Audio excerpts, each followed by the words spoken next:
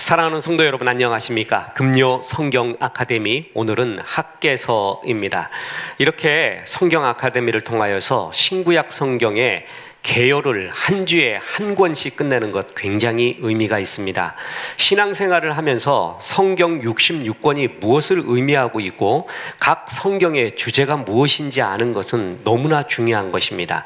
혹여 빠뜨린 것이 있다면 교회 홈페이지를 통해 들어가서 성경 개요를 반드시 마음에 새기고 하나님의 말씀이 우리의 삶의 등불이 될 수 있기를 주 예수의 이름으로 축원합니다. 학개서입니다. 학개서는 바벨론 포로 생활에서 유다로 귀환한 이스라엘 백성에게 성전 건축이 회복의 시작이라고 권고한 예언서입니다. 자, 여기서 무엇보다도 킹핀을 알아야 됩니다. 인생과 신앙에 있어서 킹핀이라는 것이 있습니다. 볼링을 하면은 킹핀을 쓰러뜨려야 나머지 핀들이 다 쓰러진다고 합니다. 그 킹핀이 무엇이냐? 내 삶에 지금 달려갈 길에 핵심이 무엇이냐?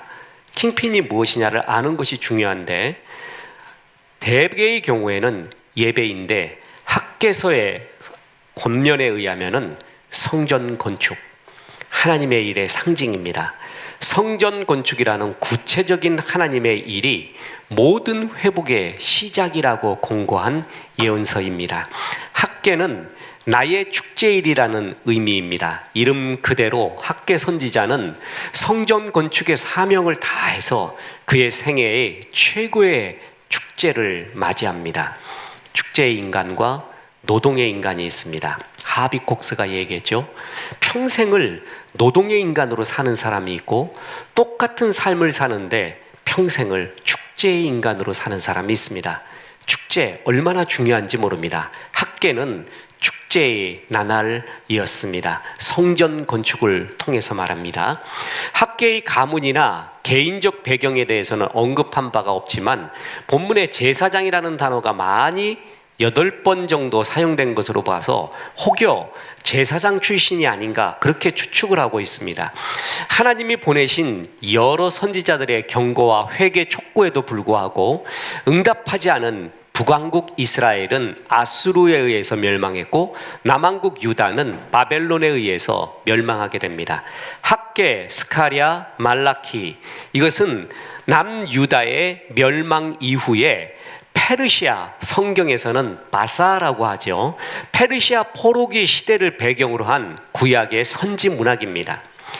유다가 멸망하면서 예루살렘 성전도 무너지고 많은 유다인들이 바벨론으로 끌려가서 포로 생활을 하게 됩니다. 그리고 바벨론도 선지자들의 예언에 따라 멸망합니다. 그래서 그 후에 고대 근동의 최고의 세력은 페르시아, 바사가 됩니다. 오늘날로 말하면 여러분 어느 나라인 줄 아세요? 이란이에요.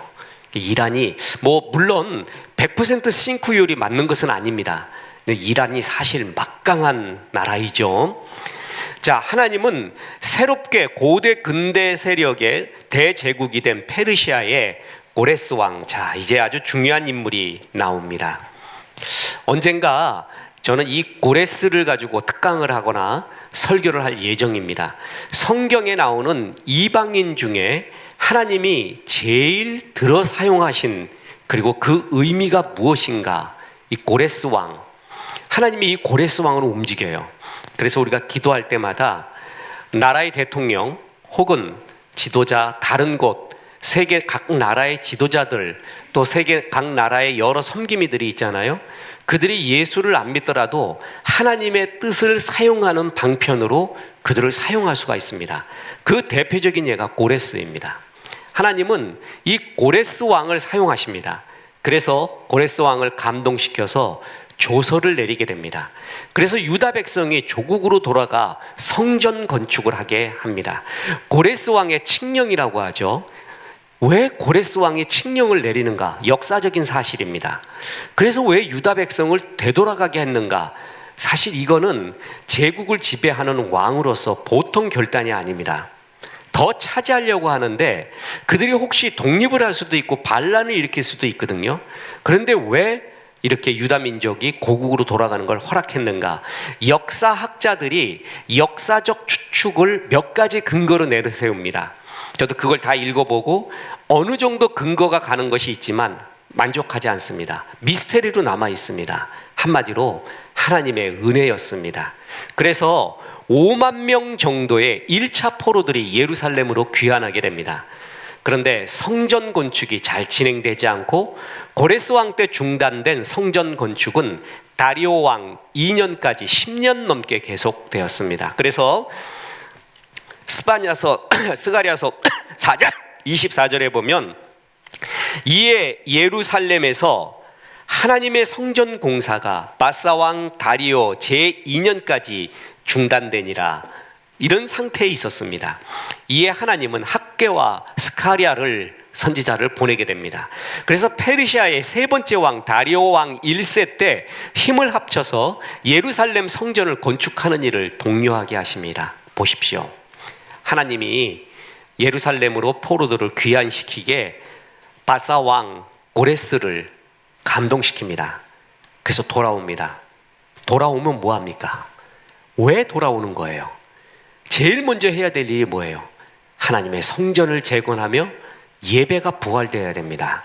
그것이 제일 먼저인 것을 유다 백성도 알고 있었습니다. 그런데 현실의 벽에 무너져서 되지를 않습니다. 현실 속에 매몰되고 있습니다. 오늘 아주 N지역 출신 탈북 목회자들을 우리 교회에서 모임을 갖고 만남을 가졌습니다. 간단히 말해서 하나님이 1997년부터 지금 우리나라에 들어와 있는 탈북민들이 2만 2천여 명이 됩니다. 보내주셨습니다. 이거는 우리나라의 통일의 하나님의 시작, 어떤 전환점이 되는 중요한 주의 사인입니다. 북한이 누수가 되고 있는 것에 중요한 증거이고, 이런 2만 2천의 탈북민뿐만이 아니라 북한의 고위층들은 지금도 보도되지 않은 수많은 탈북이 이루어지고 있습니다. 하나님이 이렇게 해본 거예요. 그래서 한국민이 어떻게 하는가, 한국 교회가 어떻게 하는가를 보시는 것입니다. 맡겨도 되는가, 내 양을 한국 교회에, 한국에 맡겨도 되는가, 하나님의 일종의 테스트를 하시는 것입니다. 만약에 이들을 소홀히 하고 아무런 대우를 하지 않고 이들이 오히려 역월북을 하고 이곳이 정말 살 곳이 못 되구나 하는 마음이 팽배한다면 하나님은 탈북민을 완전히 막아버릴 것입니다. 오지 못하게 할 것입니다. 하나님의 귀한 역사적 섭리와 은혜와 주의 뜻을 잘 분별하는 영적인 분별이 얼마나 중요한지 모릅니다. 예루살렘으로 이스라엘 백성을 보냈으면 제일 먼저 해야 될 일이 성전 건축을 하며 다시 하나님 나라가 회복하는 것을 시작을 해야 돼요. 그런데 그러지 않고 그냥 현실에 함몰되어 있습니다. 페르시아 시대에는 3명의 다리오가 있는데 학개 시절의 다리오 왕은 주전 521년에서 486년까지 통치했던 다리오 1세라고 봅니다. 이 다리오 1세가 역사적으로 아주 유명한 사람인데 뭐냐면 이 다리오 1세를 통해서 페르시아의 다리오 1세와 아테네, 그러니까 동양과 서양이 최초로 제국적 전쟁을 한 최초의 세계사적 사건이 바로 이겁니다. 다리오 1세는 주전 490년에 마라톤 평원에서 아테네하고 한판 붙게 됩니다. 아주 그 유명한 거죠. 수적으로 말도 못하게 우세했지만 아테네의 전술에 밀려 패배합니다. 그래서 이 아테네 병사 하나가 너무 좋아가지고 뛰어간 사건이 나죠. 소식 전하기 위해서 마라톤 평원을 뛰어서 아테네까지 달려갔습니다. 그래서 승리했으니 항복하지 마십시오 하고 소식을 알리고 죽은 것이 계기가 돼서 그게 42.195km의 마라톤 경기가 이때 나오게 된 거죠. 그게 바로 다리오 1세 때의 이야기입니다. 이 다리오 왕 1세의 아들이 크세르크세스 1세인데 이 크세르크세스 1세가 구약학자들은 이 왕이 구약에 나오는 에스더의 남편이자 히브리적 발음으로 보면 아하수에로 왕이라고 이렇게 추측을 합니다. 아마 거의 맞을 것입니다. 바로 이런 역사적 배경하에 학개서를 보아야 합니다. 자, 보십시오. 처음에 바벨론이 이렇게 득세를 합니다. 처음에는 아수르였습니다. 이 아수르가 멸망시킨 게 북왕국 이스라엘입니다. 남왕국 유다는 바벨론에 의해서 멸망당하게 됩니다. 그리고 이 바벨론도 멸망을 당해서 이제 바사, 페르시아라고 하는 바사가 모든 권력을 고대 근동 지역을 차지하게 됩니다. 처음에 바벨론이 이렇게 막강했습니다. 대단하죠? 이스라엘 아무것도 아닙니다. 여기 요만큼이에요, 요만큼. 그러다가 이제 바사가 이 모든 것을 차지하게 되는 이런 역사가 일어나게 됩니다. 바로 이때 학개, 스가랴, 말라기가 이때 나오게 되는 것입니다. 당시 스룹바벨은 유다의 총독이었습니다. 여호수아가 대제사장이었습니다. 학개는 무거운 임무를 맡습니다. 보세요. 스룹바벨, 여호수아, 이게 출애굽시킨 여호수아가 아니죠. 여호수아 그리고 학개.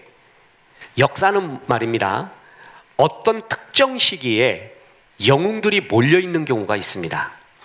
그러니까 역사학에서도 그건 아이러니도 아니고 왜 그런가 하면은 그 이유들을 얘기하죠. 하나님의 섭리로 어느 한 역사의 시기에 영웅들을 몰아버리는, 그래서 역사를 일으키는 그런 경우가 있습니다. 이스라엘 역사 가운데 바로 이 시기가 그랬습니다. 스룹바벨, 여호수아, 학개, 이런 막강한 하나님의 선지자들을 통해서 하나님의 성전 재건축의 은혜를 그리고 역사를 부어줍니다. 학개는 무거운 임무를 맡습니다. 다른 선지자들은요, 메시지만 전하면 돼요. 이것처럼 쉬운 게 어디 있습니까? 사역을 할 때요, 목사가요, 그냥 설교만 해요. 그 결과가 어땠든 뭐 하건 아무 상관없이 설교만 한다고 해보세요. 아무렇지도 않아요. 그런데 목회는 그게 아니죠. 성도를 케어해야 되고, 기도해야 되고, 세세한 일 하나하나 다 관리해야 되고. 만약에 그냥 이렇게 설교만 하고 끝난다면 그건 그야말로 사꾼이죠. CEO죠. 스스로가 주의 일을 할 때 그런 자리에 있게 되면은 그것은 타락의 시작이고 역사가 그치게 됩니다. 학개에게 하나님께서 진짜 목회가 뭔지 가르쳐 줍니다. 메시지뿐만이 아니라 66년 전에 파괴된 성전 재건하는 성과를 내야 됩니다. 이 지도자는 두 가지가 있어야 됩니다. 하나는 뭐냐 하면 인격이 있어야 돼요. 두 번째는 업적이 있어야 돼요. 이 두 개가 사람을 힘들게 만듭니다. 저 사람은 참 좋은데 아무 업적이 없어요. 성과가. 저 사람은 성과가 막 내는데 사람은, 인간성은 밑바닥에 가 있어요. 일 하나는 끝내주게 추진하는데 이 두 개를 겸비해야 돼요. 그죠? 학개는 성품, 또 메시지, 성전 재건이라는 막중한 사명을 가지고 있는 부담이 있었습니다. 그래서 학개는 4개월에 걸쳐서 하나님의 주신 4번의 메시지를 기록하게 됩니다. 학개는 예언의 메시지를, 그리고 그 날짜들이 구체적으로 기록되어 있어서 구약에서 가장 연대가 정확한 책입니다. 보십시오. 학개 1장 1절에 보면 다리오 왕 제2년 6째 달 곧 그 달 초하루에, 학개서 2장 1절에 보면 7째 달 곧 그 달 22일에, 그리고 학개서 2장 10절에 보면 다리오 왕 제2년 9째 달 24일에, 이런 구절이 나오잖아요. 신약 성경에 이런 비슷한 뉘앙스의 사복음서 중에서가 뭐냐 하면 그게 누가복음이에요. 누가복음. 하나님은 누가복음에 이런 역사적인 사실을 집어넣죠. 여러분, 영지주의라고 있습니다. 영지주의, 노스틱, 영지주의. 영지주의적 책, 영지주의적 성경, 이단 성경 볼 필요도 없습니다. 도마복음, 마리아의 복음, 빌립복음, 이런 것들이 있습니다. 여러분, 다빈치 코드라는 얘기 들어봤죠? 또 뭐 니베룽겐의 찬, 예수님의 마지막 잔. 니베룽겐의 찬은 뭐냐 하면은 예수님을 마지막 찔렀던 십자가에서 그 창, 그 창을 가져가려고 히틀러가 마침내 구했다는 거죠. 그래서 연합군이 나중에 전쟁 때 그 창을 다시 입수를 합니다. 어디 있느냐? I don't know. 아무도 몰라요. 그런 것 갖고 사람들 막 전쟁에서 그걸 얻으려고 하고 야단이 납니다. 그리고 예수님이 갖고 있었던 그 잔, 마지막 그 잔이 무엇이냐, 어디에 있느냐, 이거 갖고 막 소설을 쓰잖아요. 그 다빈치 코드 같이 댄 브라운이 그런 소설을 쓰는 그런 근거가 뭐냐면 마리아의 복음, 도마 복음, 빌립 복음 이런 것들이에요. 그런 것은 성경이 아니라 성경같이 보이는데 그 책이 뭐 어디에 근거를 두고 있냐면 영지주의입니다. 영지주의. 그러니까 영지주의의 허점을 알잖아요. 그러면 그런 것은 볼 가치가 없어요. 의미가 없는 것이에요. 그런데 우리나라에 그 아주 그 대중적으로 유명했던 사람이 막 도마복음 얘기하고 빌립복음 얘기하면서 너희들은 이거 모르지 라고 하면서 마치 그걸 성경이나 성경과 동등대의 취함을 얻거나 더 위에 있는 듯하게, 그리고 마치 자기는 진짜 진리를 알고 있는 듯하게 강연하는 거 볼 때는 가서 정말 꿀밤 한 대 때려주고 싶어요. 그 사람 누군지 개인적으로 찾아오십시오. 그러면 바로 얘기해 주겠습니다. 그냥 아주 유명한 사람이죠. 말도 그냥 이상해요. 학벌은 대단한데 그 사람이 그런 영지주의 책을 근거로 하거든요. 영지주의 책의 특징 중에 하나가 뭔지 아십니까? 이런 게 없습니다. 이런 게 없어요. 이런 거. 그러니까 언제 어디서 누가 이런 얘기들이 없어요. 그냥 불쑥 이런 얘기, 사건만 얘기해요. 불쑥 사건을 얘기해요. 예를 들어서 예수님이 새가 있는데 그 새가 너무 심하게 막 지저귀더라. 그래서 예수님이 죽어라 그랬더니 죽었대요. 여러분, 그게 영지주의 책에 나와요. 근데 그걸 마치 무슨 성경인 양, 성경 이상인 양 얘기하면 안 되잖아요. 도마복음 같은 경우에는 보세요. 천지를 창조하신, 그리고 예수님을 보내신 하나님과 지금 우리가 믿는 하나님이 또 다르다. 신약의 예수님과 그런 하나님이 다르다. 이렇게 또 얘기해요. 그게 영지주의 책에 나와요. 그럼 영지주의의 약점만 얘기하면 딱 되거든요. 하버드 대학에 영지주의를 평생 연구한 교수가 있습니다. 그 사람의 결론, 영지주의 책 믿지 마라. 영지주의는 이런 게 없습니다. 역사적 팩트에 대한 이야기가 없이 그냥 어디서 긁어왔는지 그냥 이런 얘기들을 소설같이 만들어내고 있습니다. 근데 학개서 누가복음 같은 경우에는 성경의 이런 구체적인 사항들을 기록하고 있다는 것이죠. 얼마나 멋진 하나님의 말씀입니까? 학개서는 4번에 걸쳐 하나님의 말씀을 전합니다. 성전 건축을 하라. 응답하고 하나님이 격려해 줍니다. 성전 건축 시 기억해라. 외형과 화려함에 마음 두지 마라. 성전 재건 시 임할 축복이 너희에게 강하다. 이런 4가지의 말씀을 학계에게 주면서 침체에 빠져 있는 포로 귀한 공동체 이스라엘 백성에게 주의 말씀을 전해서 마침내 성전 건축을 하게 되는 귀한 역사가 일어나는 책입니다. 그래서 우리는 학개서를 통해서 먼저 그 하나님의 나라를 구하는 우선순위를 확실히 해라. 이것은 삶과 신앙의 제일 중요한 것이 우선순위입니다. 그러니까 삶에선 2가지예요. 킹핀을 볼 줄 아느냐, 핵심을 볼 줄 아느냐. 2번째, 우선순위가 뭐냐. 사실 이 둘은 결합되어 있습니다. 킹핀을 보면 그걸 먼저 하죠. 제일 미련한 사람들은 킹핀, 핵심을 보지 못하고 우선순위를 보지 못합니다. 내가 뭐 사업이 어려워지거나 돈이 없어졌어요. 궁핍해졌어요. 힘들어요. 그래서 내가 자를 건 자르고 집중하자. 그래서 예배를 잘라요. 하나님께 드리던 헌금을 잘라요. 자긴 지혜로운 줄 알아요. 그게 열매 맺는 가지였어요. 그나마 열매 맺는 가지였는데 열매 맺는 가지를 다 잘라버리고 있어요. 삶의 우선순위, 삶의 킹핀. 학개서는 그걸 말하고 있습니다. 포로 생활에서 귀환한 이스라엘 백성들을 상황으로 들어가 봅시다. 이것을 신학 용어로 시침 레벤, 삶의 정황, 그때의 컨텍스트, 그때의 상황으로 진짜 한번 생각을 해보자고요. 낯선 땅에 70년 동안 가 있었잖아요. 2차 포로 귀환인 경우에는 50년.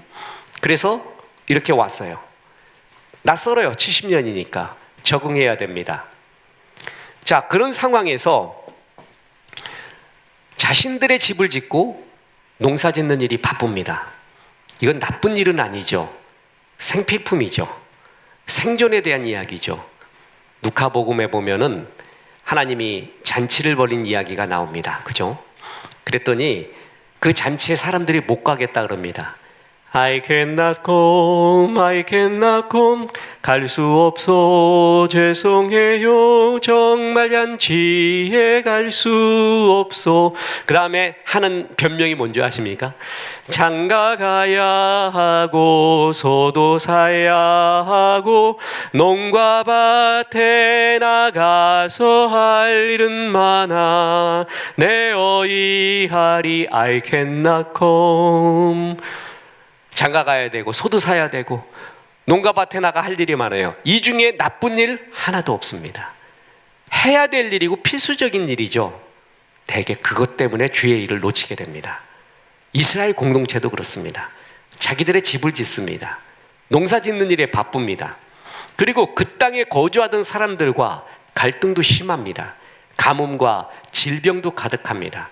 이웃 민족과 또한 당시 그 예루살렘을 담당하던 바사, 페르시아의 관리들로부터 반대도 은근히 있었습니다. 그러니까 그 사람들은 뭐라고 생각하냐면 아직 성전 건축할 때가 아니다라고 스스로 판단을 했습니다. 학개서 1장 2절에 보면 만군의 여호와가 이같이 말하여 이르노라. 이 백성이 말하기를 여호와의 전을 건축할 시기가 이르지 아니하였다 하느니라. 네. 우리 교회도 성전 건축을 하잖아요. 했잖아요. 아직 때가 아닙니다. 아마 아직 때가 아닙니다 라고 우리가 생각을 했다면 지금까지도 못하고 있습니다. 어느 때도 없어요. 요즘 관객 지독하잖아요. 요즘은 항상 과독이잖아요. 요즘 젊은 것들은 항상 버릇이 없잖아요. 고대 이집트 피라미드부터 나왔던 얘기입니다. 아직 때가 아니래요. 그래서 하기 싫다는 거죠. 이스라엘 백성은 주께서 부여받은 사명을 다 잊어버렸습니다. 이런 이유 때문에 말해요. 그죠? 근데 이 이유가 나쁜 이유가 아니라 다 정당해요. 그래서 자긴 정당해요. 지금 못할 때래요. 그것은 사람의 생각, 이성적, 상식적 생각이죠. 하나님은 이성과 상식을 절대 무시하지 않습니다. 그런데 이성과 상식에 매이지 않습니다. 거기에 넘어섭니다. 이게 굉장히 중요합니다. 지금 현대의 무신론을, 신무신론을 뭐라고 말하냐 하면 과학주의라고 합니다. 저는 지금 그것과 영적인 싸움, 오죽했으면 제가 물리학을 다시 전공하고 싶었겠습니까? 신무신론이고 전의 무신론과는 비교할 수 없을 정도로 막강한 힘을 가진 게 신무신론인 과학주의입니다. 과학이 모든 걸 설명하고 과학이 설명하지 않는 것은, 설명하지 못하는 것은, 과학적으로 증명되지 않는 것은 받아들이지 말자. 과학이 모든 것에 우위가 있어요. 하나님은 과학을 절대 무시하지 않고 우리 인간에게 주신 최고의 일반 은총 중에 하나가 과학입니다. 그런데 과학에 절대 매이지 않습니다. 이게 되게 중요해요. 그러니까 너무 극단적인 우리 기독교 주의자로 가면 이성, 상식, 뭐 과학 다 무시해버려요. 깡그리 무시해버려요. 아니래요. 그러면 그건 진짜 기독교가 대중들에게 호응을 못 얻고 공감도 못 얻고 정말 골칫덩이라고 지적당하게 됩니다. 또 한쪽은 말씀 다 버리고 그게 다래요. 그러고 앉았어요. 이 양극단이 정말 위험합니다. 이성과 상식, 과학 하나님이 다 수용하지만 거기에 매이지 않습니다. 이거 이성적이에요. 상식적이에요. 그죠? 그렇지만 여기에 매이지 않습니다. 옳은 것 같지만 옳지가 않은 거예요. 하나님의 성령의 은혜는, 하나님의 뜻은 다른 곳에 있었습니다. 아니야, 이런 상황일지라도 너희들은 성전 건축을 해라 라고 주님이 말하고 있습니다. 이들이 사실 하나 될 수 있고 모든 문제를 해결하며 주의 축복을 받는 길이 바로 성전 건축이었습니다. 이게 킹핀이었습니다. 이걸 볼 줄 알아야 돼요. 이에 하나님께서는 자 보세요. 학개, 스가랴, 막강한 선지자들을 동시에 보냅니다. 그래서 이스라엘 백성들을 한 명 갖고 안 됐는지 2명의 선지자를 보내가지고 우선순위 바로 세워라, 성전 건축해라. 그래서 학개는 4번에 걸친 메시지를 받아서 성전 건축을 촉구하면서 성전 건축이 제대로 됐을 때 축복의 약속, 다윗 왕국의 회복과 메시아에 대한 기대, 너희가 생각하는 것 이상으로 하나님의 역사가 일어난다라는 것을 예언을 합니다. 참 멋집니다. 그동안 이스라엘 백성들은요, 선지자의 말에 반응하지 않았고 핍박했습니다. 그런데 바벨론 포로기를 경험하고 난 다음부터 이제 하나님 말씀, 선지자를 통해 주시는 하나님의 말씀이 들리기 시작합니다. 하나님의 공사를 시작합니다. 학개서 1장 14절에 여호와께서 스알디엘의 아들 유다 총독 수룹바벨의 마음과 여호사닥의 아들 대제사장 여호수아의 마음과 남은 모든 백성의 마음을 뭐하매? 감동시키매 그들이 와서 만군의 여호와 그들의 하나님 전 공사를 하였으니. 자, 하나님이 지도자를 세우죠. 그리고 백성들의 마음을 감동 줍니다. 이게 굉장히 중요합니다. 감동, 그게 은혜 받은 것입니다. 교회는 은혜 받는 게 제일 먼저입니다. 그리고 내 인생에도요, 은혜 받는 게 제일 먼저예요. 은혜 받지 못하면 꼭 마귀짓 합니다. 다 은혜 받고 있는데 혼자 은혜 받지 못해요. 그때가 제일 위험합니다. 그때 바로 돌이켜야 됩니다. 바로 돌이켜서 겸손해야 됩니다. 은혜 받으려는 자세로 돌아서야 됩니다. 그렇지 않으면 마귀가 제일 틈타 갖고 그 사람을 괴롭히게 됩니다. 하나님의 마음을 성령의 은혜로 막 감동시킬 때, 그럴 때 나도 같이 은혜 받자 하는 그 마음으로 주 앞에 서는 것이 얼마나 중요한지 모릅니다. 그리고 그 역사는 지금도 반드시 일어납니다. 작고 크게 반드시 일어납니다.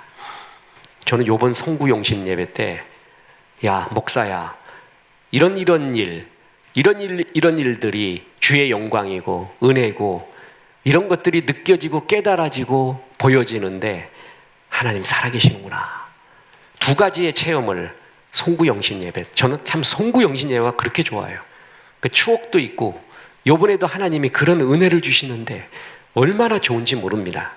하나님이 마음을 감동시킬 때 항상 내놔야 돼요. 마음대로 하십시오 주님. 그리고 은혜를 마음껏 주십시오. 그때 하나님께서 역사하시는 영광은 우리가 생각하는 것 이상입니다. 학개는 그걸 알았습니다. 그래서 수룹바벨, 여호수아와 더불어 주의 말씀을 열심히 전하면서 성경 건축을 할 때 이 말 하나님의 영광, 그래서 주의 성전 일을 끝나게 됩니다. 학개서에서 메시지를 기록한 날이 다리오 왕 제2년 2년이기 때문에 4년 만에 성전이 완성된 겁니다. 이때가 주전 516년이므로 예루살렘 성전이 파괴된 586년부터 계산하면 70년입니다. 참 이게 기가 막힌 일이죠. 여러 선지자들이 70년 후에는 돌아오리라 그랬어요. 잘 들어보세요. 사실 70년 전에 돌아온 거예요. 그죠? 70년이 차지 않고 이스라엘 백성이 고레스의 조서에 의해서 왔어요. 근데 하나님은 그 돌아온 백성, 그 해를 돌아온 해로 치지를 않습니다. 그럼 언제부터 치냐 하면은 성전이 완성된 때, 예루살렘으로 돌아와서 성전이 완성된 그때를 돌아온 걸로 여겨요. 자, 이게 구약을 연구할 때 보면 어떨 때 무미하게 연구를 하거든요. 이 의미가 뭔가 이렇게 문자 분석을 하고 막 그러다가 갑자기 그 무미한 중에 하나님의 은혜가 확 몰려올 때가 있어요. 아, 정말 그때 좋아요. 바로 이런 거예요. 하나님의 계산은 이미 왔다니까요.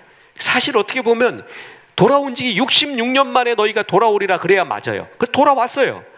근데 돌아와서 그냥 자기 생계를 위해서 살기 힘들다고 말하고, 사람들이 힘들게 우리 한다고 말하고, 가뭄도 있다고 질병도 있다고 말하고 그러고 앉아 있었어요.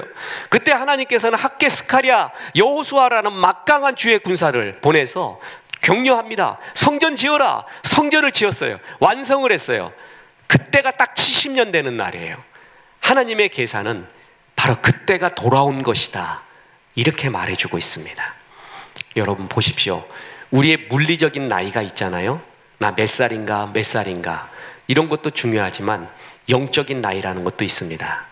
하나님이 내 인생을 결산하실 때 무엇을 중심으로 보시는가, 중요한 분기점이 있을 거예요.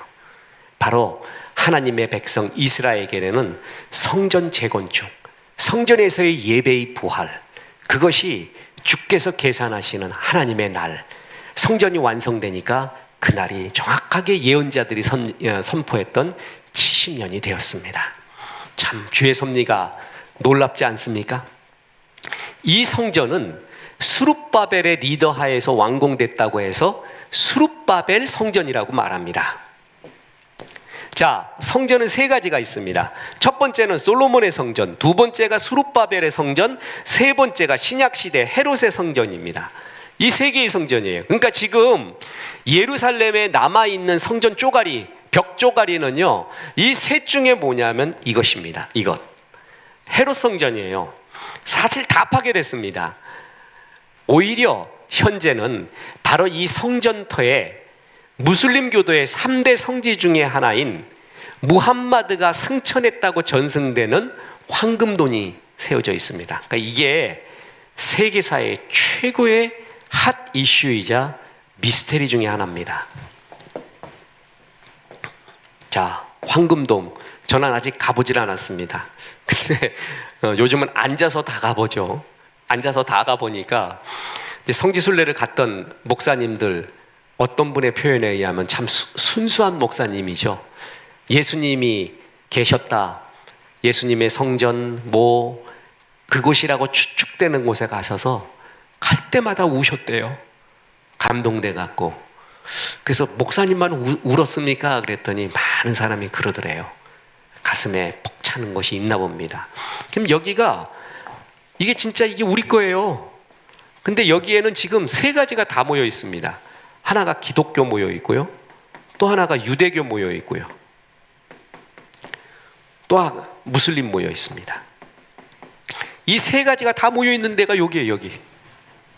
그러나 제일 중앙에, 제일 요지에 무슬림의 황금돔이 있습니다. 이 자리에 하나님의 성전이 다시 세워져야 하는데, 그러려면 무슬림들이 하나님을 믿고 따르는 그날이 오도록 기도해야 됩니다. 주님이 이 천국 복음이 온 세상에 나를 증거하기 위하여 전파되리니 그제야 끝이 오리라. 그래서 그 말씀을 가지고 여러 이단적인 내지는 급진적인 해석도, 위험한 해석도 많이 있습니다. 조심해야 될 해석들입니다. 그럼 무슬림이 다 믿어야 주님이 오시는가? 무슬림 선교하시는 분들의 표현에 의하면 불가능. 무슬림을 하나님이 패스한다, 이렇게 말할 정도입니다. 패스라고 합니다. 안 된다고 합니다. 무슬림 선교에 대한 과장법들이 너무 많습니다. N지역 선교에 대한 과장법도 너무나 많습니다. N지역에서, 북한 지역에서 하나님 얘기를 진짜 한 번도 못 들었던 사람이 자유 대한민국에 와서 하나님을 믿게 되고 목사까지 되었다? 그건 기적 중에 기적 중에 기적입니다. 이 목사님들이 목회를 하면서 탈북민들 대상으로 목회를 하고 대화를 하면은요, 참 안 믿는데요. 5년, 10년이 지나도 안 믿는데요. 하나님 얘기를 들어본 적도 없고 그야말로 길가에 뿌려진 씨앗처럼 딱딱하다고 합니다. 딱딱하대요. 정말 힘들대요. 이렇게 딱딱한 민족이 있을까 할 정도로 힘들다고 합니다. 저는 한국 교회의 중요한 사명 중에 하나가 탈북민 가정 하나, 다문화 가정 하나를 우리가 다 맡는다면, 한국 교회가, 그러면 국가가 하지 못하는 빛과 소금의 역할을 다 할 수 있다고 진짜 믿습니다. 이거는 우리는 씨를 뿌리고 그 열매를 우리가 거두려고 생각하면 안 돼요. 우리 때에 못 거둘 수 있습니다. 우리는 뿌리고 가는 것입니다. 그러나 하나님께서 이 땅의 복음화를 위하여 우리에게 부여한 중요한 사명입니다. 무슬림 어떻게 돼야 될지 모르겠습니다. 정말 힘들다고 합니다. 여기에 떡하니 버티고 있는데 우리는 그저 기도할 뿐입니다. 이곳을 다시 달라고 학계의 메시지를 통해 예수님이 우리에게 선포했던 이 말씀을 다시 듣습니다. 그런즉 너희는 먼저 그의 나라와 그의 의를 구하라. 그리하면 이 모든 것이 너희에게 더하시리라. 우리가 관심 있는 건 이 모든 것이거든요. 그러니까 이 모든 것만 기도하지 말고 그 모든 것을 이루는 것은 먼저 그 나라와 의를 구할 때입니다. 무엇보다 학계를 통해서는 성전 건축, 성전은 왜 건축하죠? 그곳에서의 예배입니다. 예배드리고 주의 일을 하는 것, 거기서부터 모든 문제의 해결에 시작이 됩니다. 그럴 때 주의 영광, 하나님의 일을 할 때 하나님께서는 축복과 영광이 너희가 생각지 못했던 바로 이것이다 하는 그것이 너희에게 임한다. 자신의 일에만 바쁠 때 문제는 더 깊어진다. 하나님의 축복이 기름 부음이 임하지 않으니까 너희는 성전 건축부터 해라. 회복을 위해서는 하나님의 임재를 느끼는 성전 재건이 우선이다. 그리고 주의 일을 먼저 할 때의 축복을 이렇게 말하고 있습니다. 하나님이 함께한다. 학개서 1장 13절에 그때 여호와의 사자 학개가 여호와의 위임을 받아 백성에게 말하여 이르되 여호와가 말하노니 내가 너희와 함께하노라. 이 말을 우리가 찬양에도 많이 듣고 기도에도 많이 하는데요, 여러분 이 말을 우습게 알면 절대 안 됩니다. 구약을 연구해 본 사람은 압니다. 구약에서는 내가 너와 함께하노라, 신약에서는 불쌍히 여기사, 이 말이 동일한 말입니다. 그러니까 신약에 와서 예수님은 불쌍히 여기사 그를 내게로 데려오라, 그를 불쌍히 여기사 시작하잖아요. 이 다음에는 반드시 사건이 일어나요. 역사가 일어나요. 하나님이 함께하면 그 다음부터 일어나는 게 뭐라고요? 사건, 역사가 일어나는 거예요. 역사, 실상이 일어나는 거예요. 실상. 그래서 이 말을 희피 들으면 안 됩니다. 하나님 나와 함께하여 주옵소서, 내 자녀와 함께하여 주옵소서. 그래서 주님이 함께했어요. 그럼 그때부터 사건이 일어나요. 팩트가 일어나기 시작을 해요. 예수님이 불쌍히 여기기 시작했어요. 그때부터 역사가 일어나는 거예요. 주의 일을 먼저 할 때 내가 너와 함께하리라. 이 일처럼 돌아가신 소천하신 옥하는 목사님이 힘들 때마다 기도한 것이 하나님의 영광을 보여주옵소서. 그것만 보면 되겠습니다. 전 그 의미를 압니다. 아무리 힘들어도요, 요한 사도가 반모섬에서 갇혀서 자기의 동료들의 순교 소식을 다 듣고 자기도 주의 일을 못하고 여기서 죽을 것 같은 그러한 차디찬 반모섬에서 성령의 이끌림으로 하늘나라의 광경을 보기 시작합니다. 그래서 예언을 시작하죠. 그게 요한계시록 4장의 이야기입니다. 이리로 올라와 봐라. 그래서 하늘나라의 광경을 보여줘요. 그게 하나님의 영광이죠.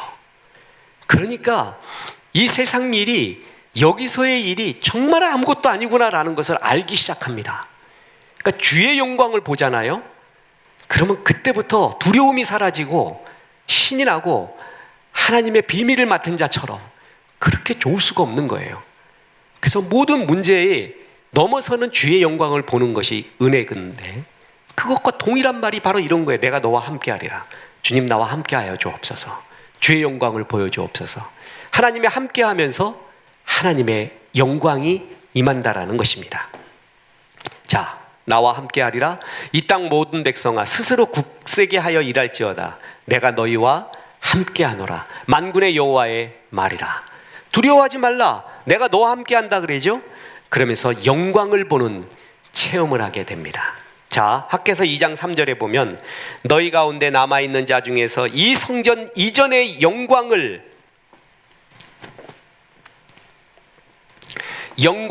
본 자 누구냐? 이제 이것이 너희에게 어떻게 보이느냐? 이것이 너희 눈에 보잘것없지 아니하냐? 그러면서 보십시오. 성전 이전의 영광, 솔로몬 때의 영광보다는 더 큰 영광이 너희에게 임한다.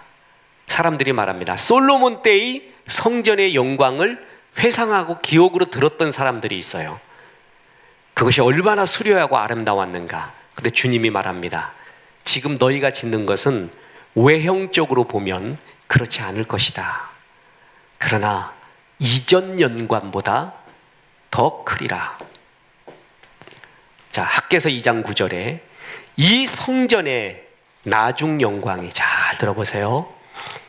이 성전의 나중 영광이 이전 영광보다 크리라.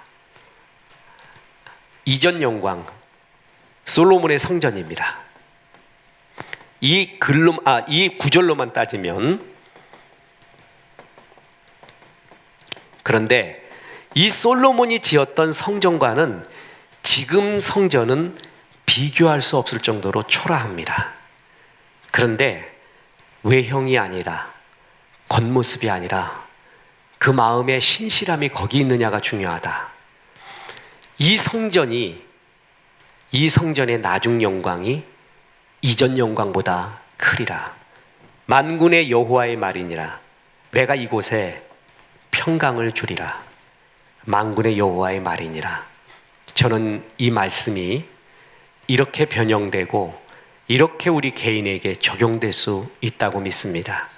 신실한 일을 하는 성도 여러분, 변함없이 눈이 오나 비가 오나 주의 일에 먼저 그 나라와 그의 일을 잘했던 성도 여러분, 그 전에 있었던 이전의 영광이 비교할 수 없게 여러분의 나중 더 큰 영광이 임하게 될 겁니다. 이전의 영광, 젊은 날 수료하잖아요. 티셔츠 하나만 입고도 날아다녔잖아요. 하루 종일 축구하고 또 농구해도 그 다음날 또 축구할 수도 있었잖아요. 신선한 생각. 우리 젊은 날만 행복하다고 여기는데 그렇지 않습니다. 나중의 영광이 나이 들어가면서 인생을 다 먹으면서도 주님 앞에 충성을 했던 그 사랑스러운 신실한 영광이 너의 이전 영광보다 나중 영광이 더 크리라. 얼마나 좋은 말입니까? 네 성전에, 네 생애의 나중 영광이 이전 영광보다 크리라. 이 말씀 잘 받으면서 하나님의 일 우선순위로 잘 하시면서 주의 이 축복, 너로 인해서 하나님의 성전이 이전 영광보다 더 커졌구나. 너의 생애가 이전의 영광보다 나중의 영광이 더 크리라 하는 하나님의 축복 받으시기를 주 예수의 이름으로 축원합니다. 기도하겠습니다. 하나님, 오늘 학개서의 말씀을 통하여 우리의 인생의 신앙의 회복을 위해 성전 건축이, 성전에서의 예배가 얼마나 소중한지 알았습니다. 먼저 그 나라와 그 일을 구하게 도와주옵소서. 그리하여 이전 영광보다 더 큰 하나님의 나중 영광을 체험하는 하나님의 영광스러운 삶 살 수 있도록 도와주옵소서. 예수님의 이름으로 기도했습니다. 아멘.